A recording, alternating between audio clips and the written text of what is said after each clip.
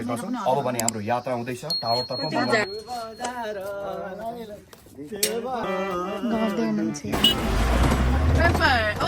उतापट्टि छ लाङटाङ रेन्जदेखि सिसापाङमा हुँदै एभरेस्ट पार्कमा हामी प्रवेश गर्दैछौँ। भ्यू टावर यही रहेछ। हामी कहाँ जानु लाग्यो अरे? हामी चाहिँ क्याम्पफायर कुन चाहिँ ठाउँमा? क्याम्पफायर लाकुरी बजार। हेलो साथीहरू, हामी गल्फ पुगेको छौँ। अनि हाम्रो राजेन्द्र दाईलाई वेट गरेर हामी यहाँनिर अजय दाई अनि यता रेगन सर अनि यता हाम्रो सृजन दाई, हामी दाईलाई वेट गर्दैछौँ। हामी चाहिँ हाम्रो दाईलाई पर्खेर एकछिनमा हिँडिहाल्छौँ है त। अहिले भर्खरै ल्यान्ड गर्नुभएको छ। अब हामी यहाँबाट केही समयमा नै साइट सिनको लागि यहाँबाट त्यो देखिएको चाहिँ यो चाहिँ एयरपोर्ट भयो। अनि यो काठमाडौँ भयो होइन, काठमाडौँ भ्याली। अनि यता साइडको हामी चाहिँ अहिले ललितपुरमा छौँ। साथीहरू अब हामी चाहिँ सुत्नलाई रेडी हुँदैछौँ। खानासाना खाएर रमाइलो गरेर हामी चाहिँ क्याम्पभित्र सुत्नलाई रेडी हुँदैछौँ हाम्रो दिसँग। हामी सुतेको है, भोलि बिहानै उठेर म भिडियो स्टार्ट गर्छु, हेर्दै गर्नु होला। Good morning everyone. हामी चाहिँ लाखुरी भन्ज्याङ हाम्रो दिपक दाईकोमा छौँ। एकदम राम्रो ठाउँ रहेको छ है। Hello good morning. Hello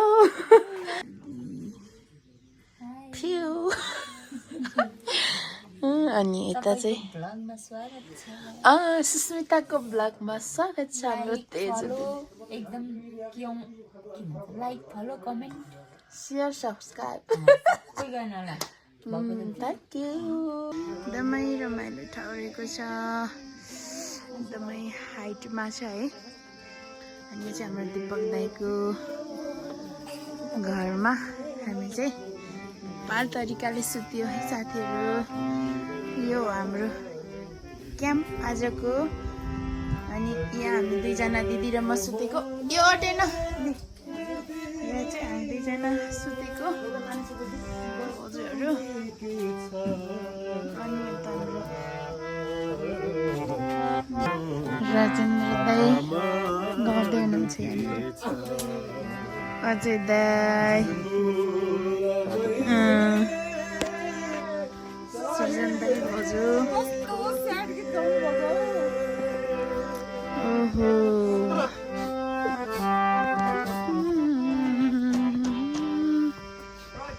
good morning. Good morning.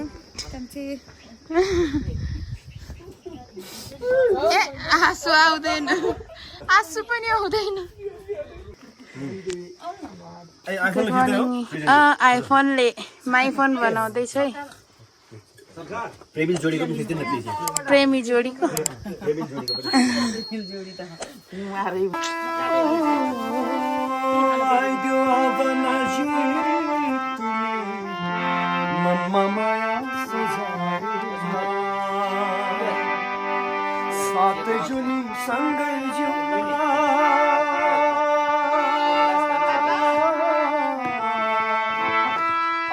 संसार बसाएर आफ्नै संसार बसाएर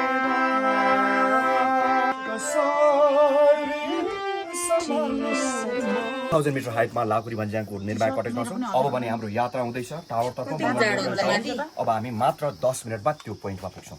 सर जान्छौँ, गर्मी हुनेछ किनकि हामी बिस्तारै हिँड्दैनौँ। हामी चाहिँ यस्तरी हिँड्छौँ।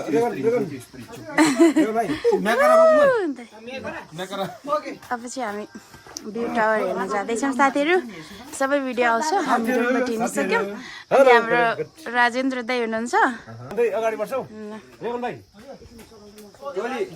बाटो नि थाहा छैन कि के हो तपाईँहरूलाई? थाहा हुनु पर्यो नि। हाम्रो अजय भाउजू, हाम्रो गाइड दाई।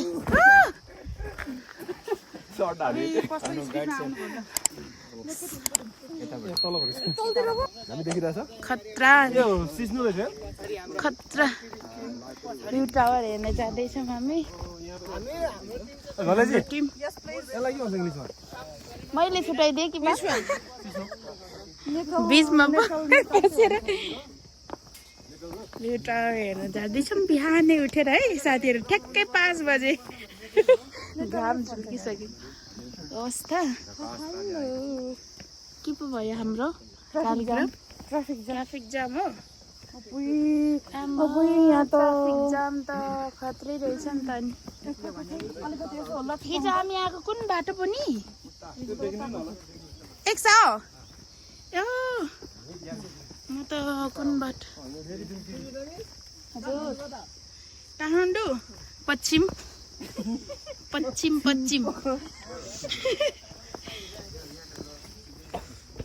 हाँस्नुहुन्छ त म बोल्दा सबैजना ल गाह्रो पो भयो नि फेरि नानुले हामीसँग नमान्ने कि है भाउजूलाई मात्रै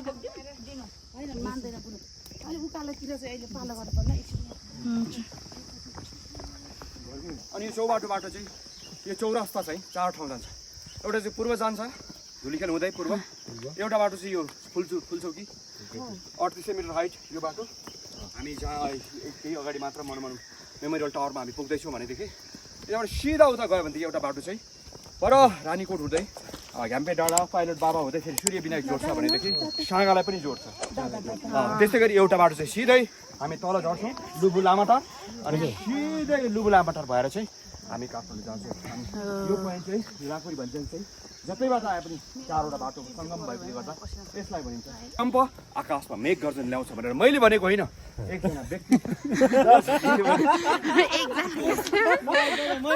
त्यस कारणले रम्नुहोस् रमाउनुहोस् र नाच्नुहोस् यही समय हो तपाईँलाई नाच्नबाट कसरी रोक्न सक्छ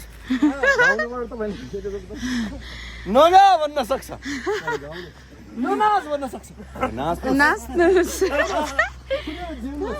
लाकुरी भनेर फुटेर जिउनुहोस् एक पल भए पनि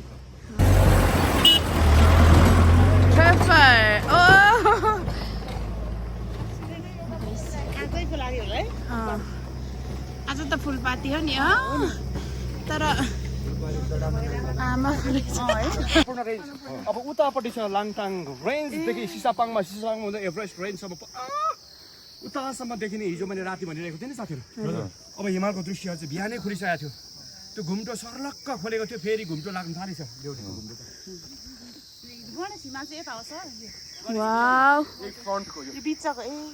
उत्तिसको पछाडि हजुर लाङटाङ त्यो परको यताको चाहिँ यो गणेश हो यो यो चाहिँ लाङटाङ त्यो कस्तो हिउँ है कति पनि तिर मान्नु होइन अब यो चाहिँ जानेको यसले चाहिँ चाहिरहेको छ यता आउनुहोस् कुनातिर आउनुहोस् कुना चाहिँ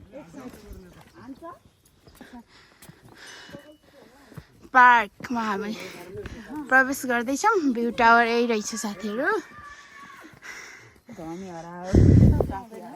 कस्तो डर लाग्ने है अनि हामीलाई थाहै हुँदैन नि यस्तो हान्थ्यो भने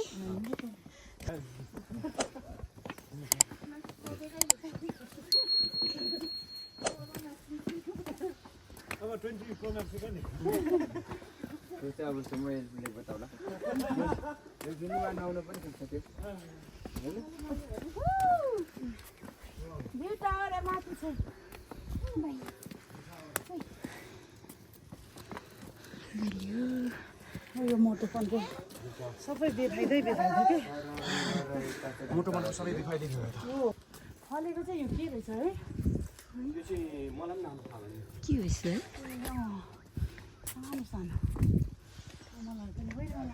त्यो हो नि नास्पातीको सानो दाना जस्तो कि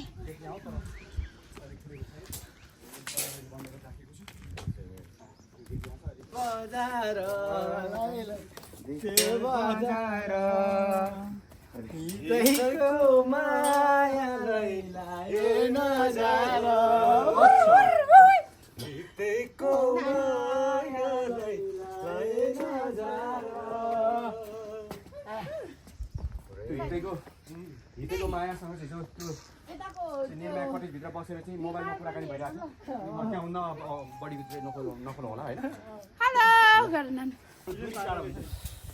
जब दूरी टाढा हुन्छ यहाँ चिसो हावा छ नि वाउ भ्यू टावरबाट देखिने हिमालहरू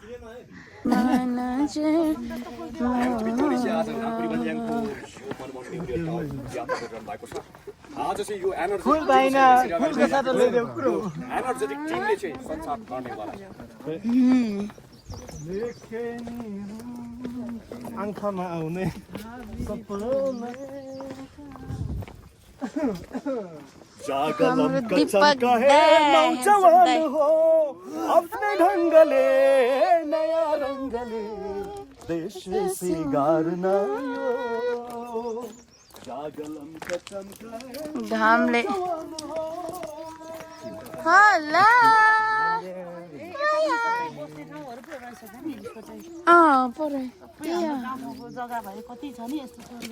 अनि के गर्नु हाम्रोतिर अलिक टाढो भयो अनि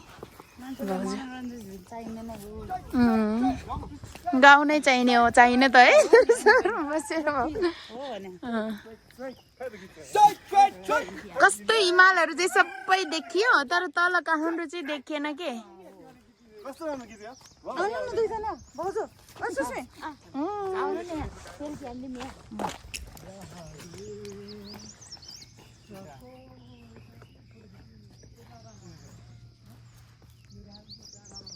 पछाडि पो भयो कि क्या हो सास फेर्न गाह्रो भयो कि राम्री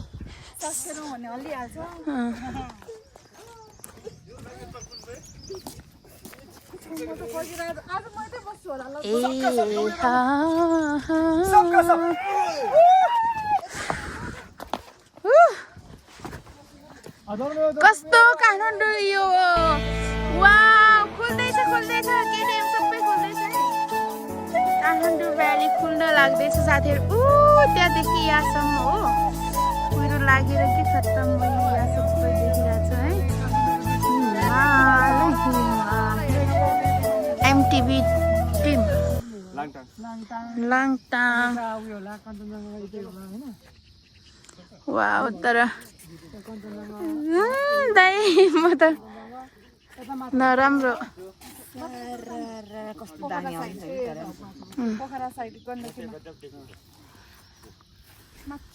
आइसकेका छौँ हाम्रो माको एमटिभीका टिमहरू यहाँ यतिका चाहिँ सम्भवतः विदेशकै यात्रा सुरु गरेको थियो काठमाडौँलाई चाहिँ आज मजाले ढाकेको छ यति मात्र हो काठमाडौँ झ्याप्पै काठमाडौँ ढाक्यो हिजो नाइट भ्यू हामीले हेरेका थियौँ तर आज चाहिँ हामीले फेरि बादलको घुम्टोभित्र काठमाडौँलाई हामीले देखिराखेका छौँ अब यो स्टेपमा मात्र हामी बसेर हुँदैन साथीहरू है अब हामी तल्लो स्टेप पनि जाँदैछौँ त्यहाँबाट चाहिँ हामी अत्यन्त सुन्दर दृश्य हेर्छौँ अब गणेश हिमालको दृश्य साथीहरू गणेश हिमाल भनिन्छ यो ठाउँलाई चाहिँ है दोस्रो तेस्रो गणेश हिमाल त्यो चुच्चो त्यो बादल शिरमा चाहिँ पगरी गुथे जस्तो गुथिरहेको छ त्यो चाहिँ के चाहिँ लाङटाङ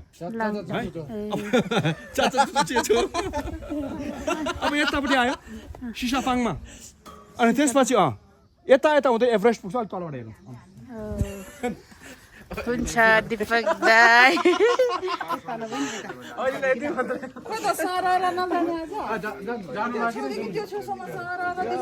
अनि पो खै फोटो चाहिँ कहाँ खिच्ने हो हामी ए र यो लाकुरी भन्ज्याङबाट चाहिँ थुप्रै हिमालका दृश्यहरू पनि देख्न सकिन्छ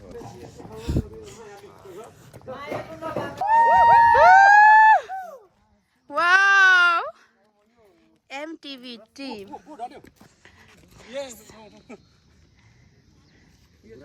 कस्तो राम्रो कि भ्यू टावर हो यो चाहिँ होइन लाकुरी भन्ज्याङको भ्यू टावर वाउ आज चाहिँ होइन काठमाडौँ सबै ढाकिसकेको छ हिजोको नाइटको भिडियो छ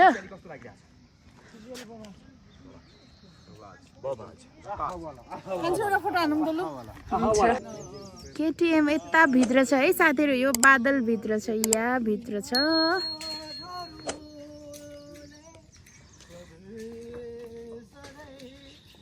यो हिमाल भयो साथीहरू त सबै हिमालको बिचमा काठमाडौँ यो भित्र छ साथीहरू पहाडको काठमाडौँ भ्याली हो यो भित्रको चाहिँ यो भर्खर भ्याली यति होस् यति नै नेपाल खाल्डो भनेर चिनिन्थ्यो अहिले काठमाडौँ भनेर चिनिन्छ जुन चाहिँ यो काठमाडौँमा चाहिँ पहिला पानी थियो अरे यो चोबाबाट चाहिँ के भन्छ काठमाडौँ नाम बिर्सिहाल्यो त्यो पछाडिको फोटो देखाउँदा पछाडिबाट खिचेको यहाँ भएन भने खाना यहाँ एकचोटि छ आँखा नि राम्रै हो मन पराउने ओठा मोटी दिदी आयो है मोटी दिदी म होइन है के अरे वा होइन है म हो म साथीहरू मोटी दिदी यता हो मोटी दिदी तपाईँ त के मोटी भन्नु स्कुटर बाइक यहाँ छ है साथीहरू अब चाहिँ हामी जानु लाग्दैछौँ साथीहरू हिँड्न लाग्दैछौँ त्यहाँनिर ब्याग छ हाम्रो रेडीमा दाइहरू रिपोर्टिङ गर्दै हुनुहुन्छ